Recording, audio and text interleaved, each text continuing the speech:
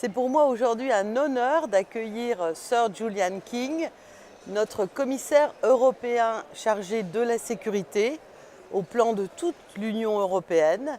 Un honneur de l'avoir comme Bonjour. invité pour la newsletter de cette rentrée de septembre au Parlement européen. Sir Julian King est en charge sans doute de l'une des responsabilités les plus importantes au cœur de l'Union européenne aujourd'hui, puisque la préoccupation en matière de sécurité est aujourd'hui passée comme une priorité pour l'ensemble des citoyens européens, avant même la lutte contre le chômage. Merci beaucoup d'avoir accepté. Vous allez entendre Sir Julian parler un français magnifique. Et on a la chance ici au Parlement européen, à la fois dans la Commission des libertés, de la justice et des affaires intérieures, mais aussi pour moi, comme président de la commission spéciale de lutte contre le terrorisme, d'avoir une excellente ambiance de travail, une excellente coopération. On est très souvent d'accord sur les lignes générales, pas toujours, Presque toujours. presque toujours. Et grâce à Sir Julian King, nous présentons des lignes en matière de sécurité qui sont utiles et absolument nécessaires pour les Européens. Alors, Sir Julian, pouvez-vous en quelques mots Qu'est-ce que je expliquer fais? le rôle? Merci d'abord de cette invitation et merci de notre coopération. J'allais dire que je travaille, mais en effet, nous travaillons sur deux menaces principales qui pèsent sur l'Europe, sur tous nos citoyens, c'est-à-dire menaces terroristes et menaces cyber. Parce que ce sont deux enjeux de la sécurité qui nous concernent tous. Contre le menace terroriste qui nous a tous frappés, surtout malheureusement en France, on essaie de réduire la marge de manœuvre de les gens qui veulent nous faire du mal. On ne peut pas éliminer tout risque. Le risque zéro n'existe pas.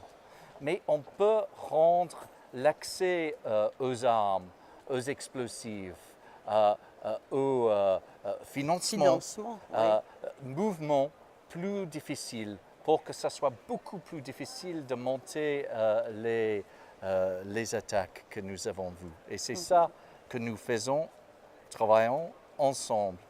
Pour le cyber, c'est un tout autre enjeu, mais les attaques cyber menacent nos économies, mais aussi nos élections, nos institutions démocratiques. Et là encore, nous travaillons ensemble pour essayer de renforcer notre résilience contre ce genre de menaces. Effectivement, c'est un problème dont les citoyens européens sont en train de prendre conscience, ce système de désinformation sur les sujets importants. Et le commissaire, avec pertinence, avec rigueur, avec détermination, cible dans les propositions qu'il exprime au nom de la Commission européenne tous ces risques pour que, ensemble, nous puissions relever ces défis. Et demain, pendant cette session de septembre, le président de la Commission va faire le discours sur l'état de l'Union. Oui. Il y aura sans doute des passages importants que vous avez travaillé avec lui pour le domaine qui est le vôtre. Sur ces sujets, oui. Excusez-moi si je ne rentre pas dans tous les détails avant le discours du président, mais nous allons faire des propositions sur le terrorisme et sur les menaces cyber. Sur le terrorisme, nous allons proposer de travailler avec les plateformes pour éliminer les contenus illicites terroristes. Il y en a beaucoup trop. Et on a vu dans les attaques en Europe et ailleurs récemment que ces contenus font partie du problématique de radicalisation, surtout de nos jeunes dans nos communautés. Alors nous pouvons travailler plus étroitement avec les plateformes pour que ces contenus soient éliminés quand ils sont identifiés. Le commissaire, il ne peut pas tout dire parce qu'il y a beaucoup de dossiers qui sont souvent techniques. Je pense à l'interopérabilité, je pense effectivement à la suppression des contenus terroristes.